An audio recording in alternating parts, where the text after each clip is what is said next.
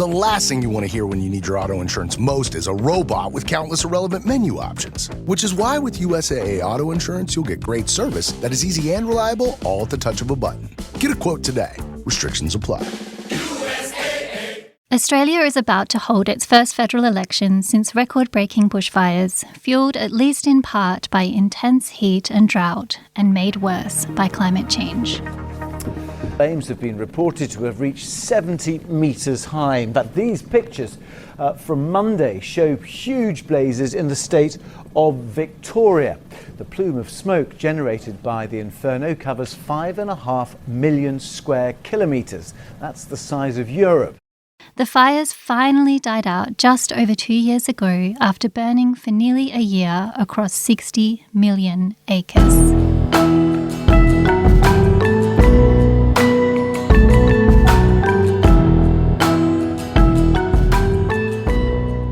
Around the world, the fires were covered as a wake-up call on climate change.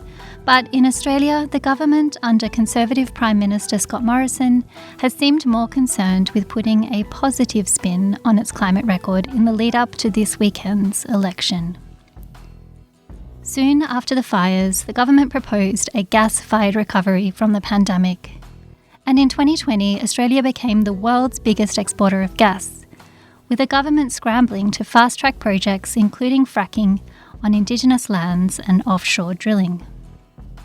To help sell its expansion into gas, the Morrison government has invested in promoting new technologies, including carbon capture and storage, and a product it calls clean hydrogen, made from coal and gas.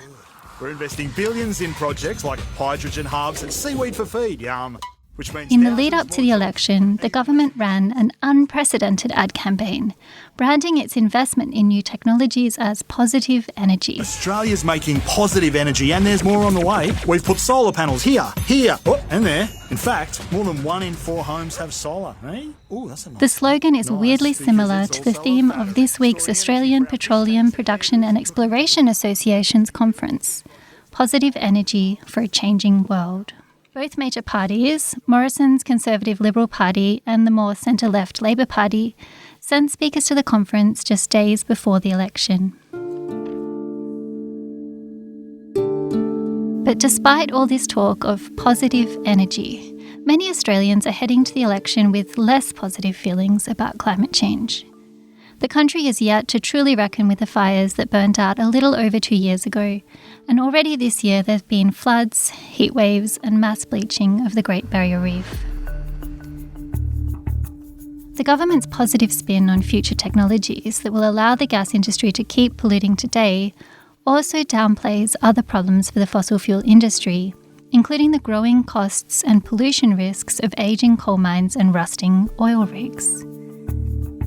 The industry is facing a growing bill to clean up its old infrastructure, but some companies have been finding creative solutions, including one company which hopes government grants and commercial customers for carbon capture and storage will help it deal with an empty hole at the bottom of the Timor Sea. That's the story that we're digging into today on Drilled. I'm Lyndall Rowlands, reporting from Australia.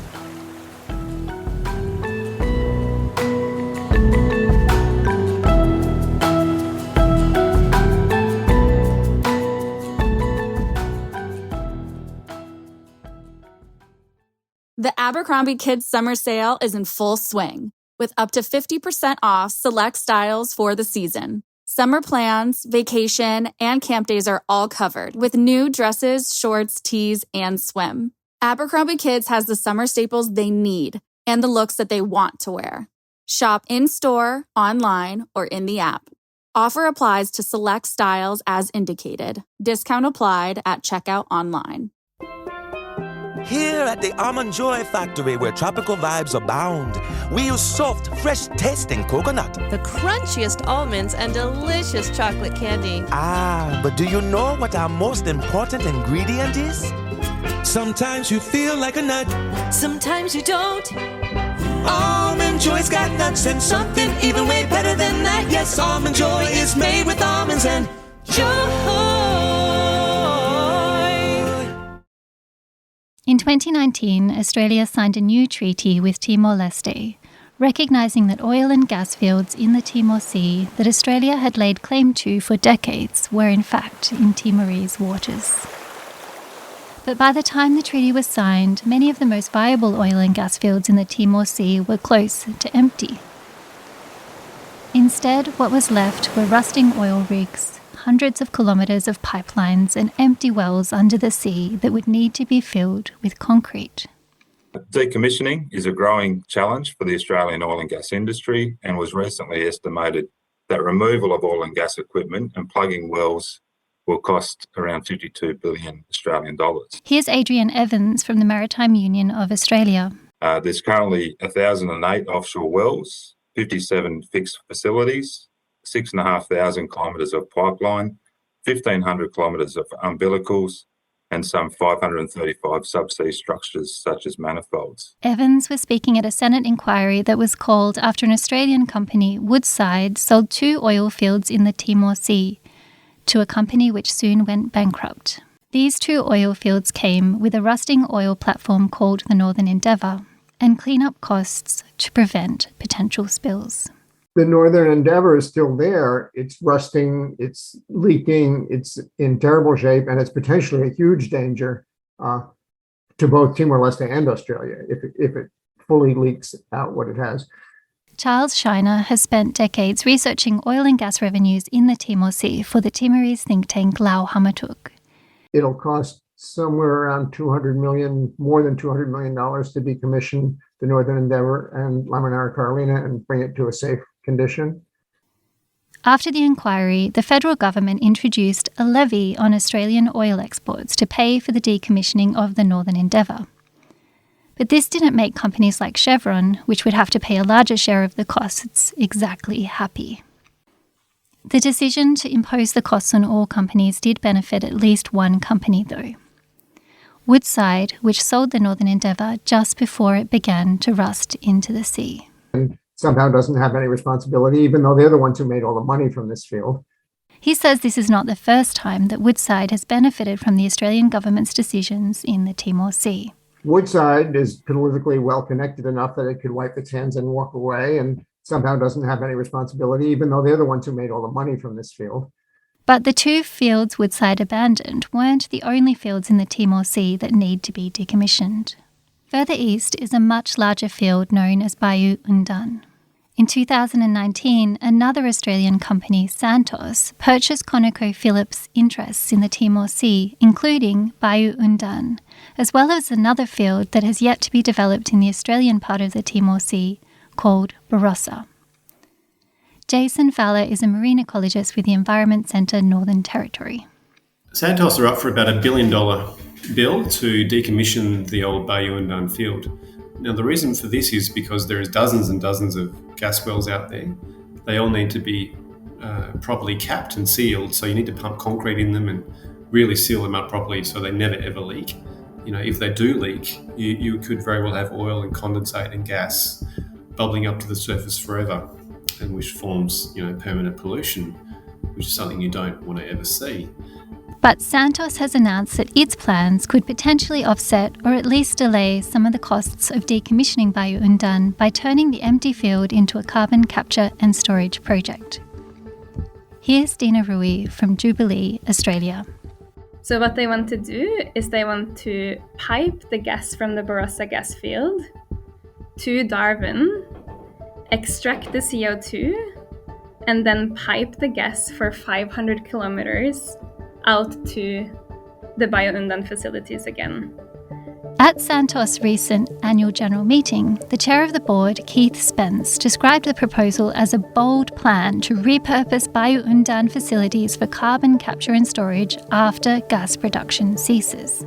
Spence said Bayou Undan could store up to 10 million tonnes of CO2 per year, including 2.3 million tonnes of CO2 from the Barossa, which Santos claims would make the Barossa one of the lowest carbon gas projects in the world. Santos says it's already had expressions of interest from commercial customers in South Korea and Japan who want to store their CO2 at Bayou Undan. Gas from the Barossa will be exported to countries including Japan and Korea. But the South Korean organisation Solutions for Our Climate has launched a court case claiming that claims about the Barossa project and carbon capture and storage amount to greenwashing. Here's Dong Jae, a researcher with Solutions for Our Climate. Especially with the Barossa gas project, their claim is that it would use carbon capture and storage, also called as CCS technology, in the production stage. But according to their plan, assuming it even works, they will only capture about 16% of the total projected amount of emissions. On top of that, they plan to compress carbon dioxide and transport this over 900 kilometers of pipeline, which would actually end up producing so much emission that additional emission that it would negate the entire purpose of adding CCS.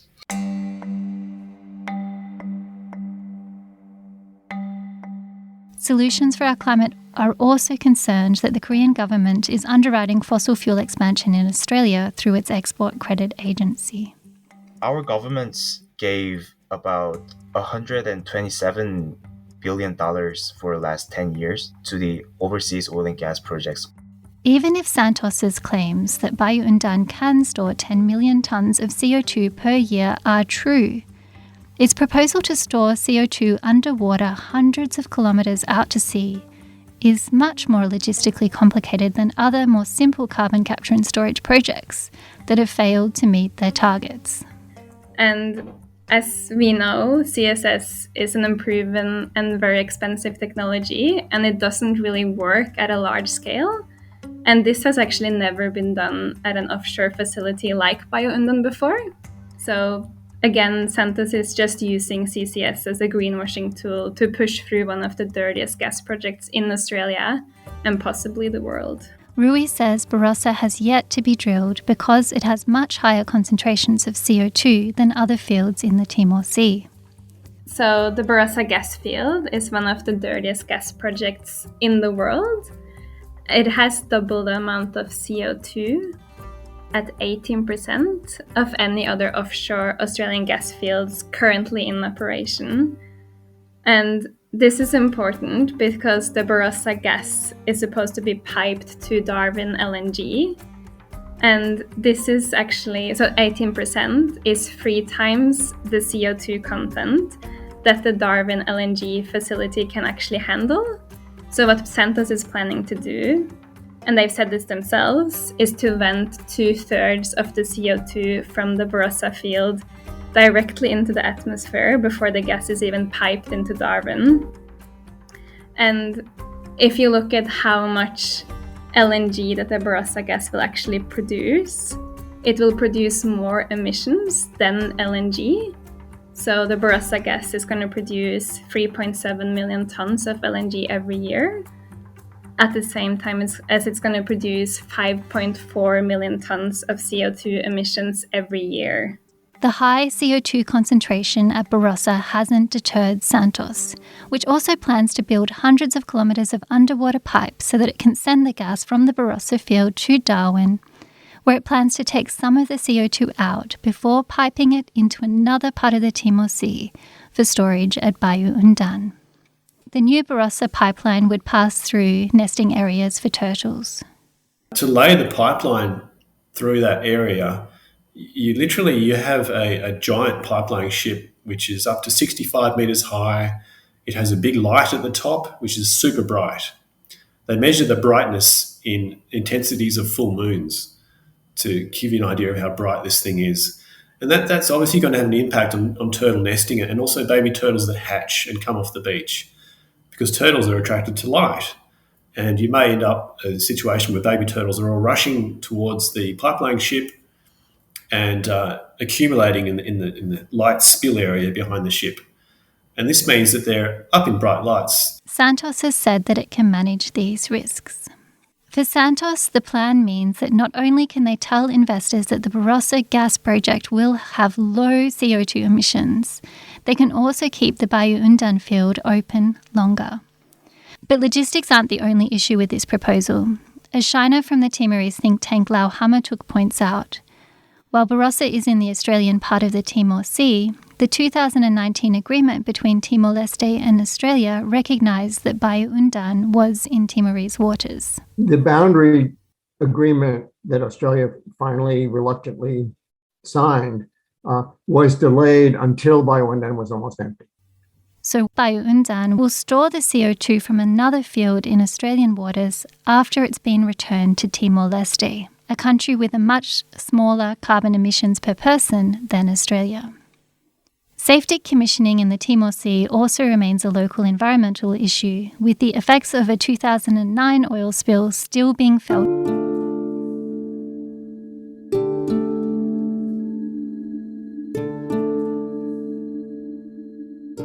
Local communities there are still dealing with the legacy of the Montara oil spill in 2009, which damaged the livelihoods of thousands of seaweed farmers. Santos' plan to store CO2 at Bayu Undan means that it would potentially make more money from the facility before paying decommissioning costs. However, Shiner also notes that this potentially just delays these costs. Decommissioning is a different issue. I mean, decommissioning, you're dealing with all of the toxic chemicals, with the oil that can still leak out, with whatever other things that are on the site, rusting metal structures and whatever. And that's a local danger. The CO2 is a global danger. The CO2 adds to the carbon in the atmosphere, adds to global climate change. After the Northern Endeavour was left rusting in the Timor Sea, the Australian government regulator began to tighten up rules around decommissioning. Since tighter regulations were introduced, Santos is not the only company to propose carbon capture and storage as an option for an old offshore field. But carbon capture and storage isn't the only way that companies have been finding creative ways to decommission offshore projects. Woodside had a mooring out there, a riser turret mooring, and it had kept this riser turret mooring in such disrepair that it was purportedly unable to bring it onshore for proper disposal. And as a consequence, Woodside proposed to basically pick up this 2,500 ton piece of metal and plastic and tow it about 1 kilometre away from Ningaloo World Heritage Area listed reef and leave it there to create what they called an integrated artificial reef. A recent Freedom of Information request from the Australian Conservation Foundation found that the Australian Department of Agriculture, Water and Environment had expressed concerns about Woodside's plan to decommission one of its offshore oil rigs by dumping it near a World Heritage-listed coral reef. This is Annika Shu, a researcher with the Australian Conservation Foundation. There was language like this. Some of the chemicals, for example, in the riser turret mooring are highly acutely toxic to aquatic organisms. They couldn't rule out risk to human health.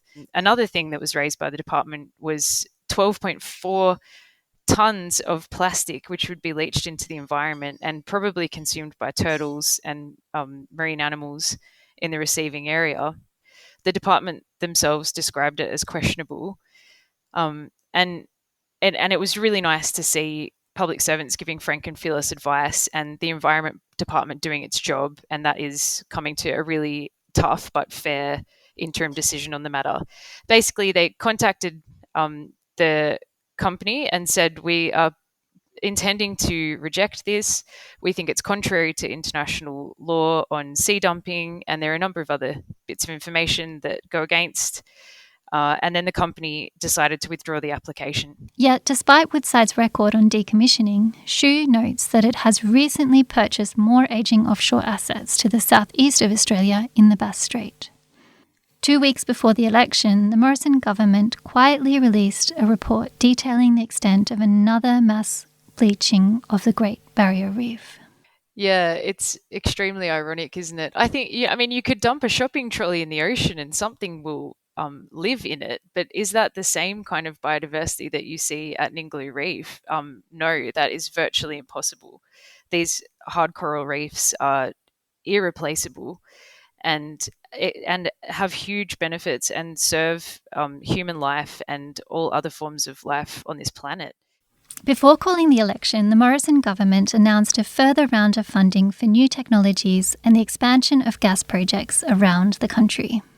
Australia's gas exports have grown significantly in the past 10 years, yet this didn't stop the government from promoting itself with a multi-million-dollar greenwashing ad in the lead-up to the election. Australia's making positive energy and there's more on the way. We've put solar panels here, and there. In fact, more than 1 in 4 homes have solar, eh? Ooh, that's a nice lake. Nice, because it's also a battery, storing energy for our fish tanks and hairdos. Looking good. We're investing billions in projects like hydrogen hubs and seaweed for feed, yum, which means thousands more jobs and even less emissions, because what we do today will define our tomorrow. Authorised by the Australian Government, Canberra. In contrast to the environmental impacts of climate change that Australians have seen since the last election, the ads were bright and upbeat. Well, the Positive Energy campaign looks like a children's TV program. It's got green rolling hills, trees, cows and flying scooters. It uses big, bold graphics, fun, quirky. It's forward-focused and positive. The campaign is basically everything the Australian government isn't. Belinda Noble from Comms Declare says that the Positive Energy ad campaign was unusual, even for the Australian government under Prime Minister Scott Morrison, who has a background in marketing. The terms clean, hydrogen and positive energy, the use of those terms is a deliberate strategy by the government to misinform the public about what they really want to do, which is to continue to be one of the world's top exporters of fossil fuels. The ads referred specifically to government investments in so-called clean hydrogen. But a closer look at the website, which accompanied the Positive Energy ad campaign, included more details about what the government meant by clean hydrogen and how it's connected to carbon capture and storage. The website says carbon capture use and storage allows Australian coal and gas to be transformed into clean hydrogen, and that carbon capture use and storage can permanently cut emissions from a range of sectors. If you listened to our last episode from Australia, you would have also heard how these plans for an industrial hub on the lands of the Larrakia people will include factories that will turn gas into plastics and other petrochemical products from fracking on Indigenous lands. Despite the Australian government's optimism for carbon capture and storage, to date, researchers say that even some of the world's most ambitious and expensive carbon capture and storage projects have only stored relatively small amounts of CO2, usually much less than the projects were supposed to hold. And unlike the plans at Bayu-Undan, these projects weren't hundreds of kilometres away from the initial source of CO2 via underwater pipes. But the CO2 will have to still be contained in that site if it's stored there. And this is underground, underwater. It's captured and stored very well by the rocks under the Timor Sea. They've held it for hundreds of millions of years. So to take it out and then put some of it back is a bit crazy. That site, if it's stored there, and this is underground, underwater, right? As I mentioned at the beginning of this episode, positive energy for a changing world was also strangely the theme of the Australian Petroleum Production and Exploration Association's conference, which attracted speakers from both major parties just a few days before the election. Yes, quite the coincidence that the gas lobby is using the same language as the Australian government, and that's the language of positive energy. After years of increasingly severe fires, floods and heat waves, many Australians don't share these same positive feelings towards climate change. The Labor Party has taken a muted approach to climate change to the election a few years after the mining industry and Rupert Murdoch's News Corp led a backlash against Labor's more ambitious climate policies. This election will not only determine which major party will form government, but will also show how many Australians are ready to walk away from the major parties as they continue to support fossil fuel expansion.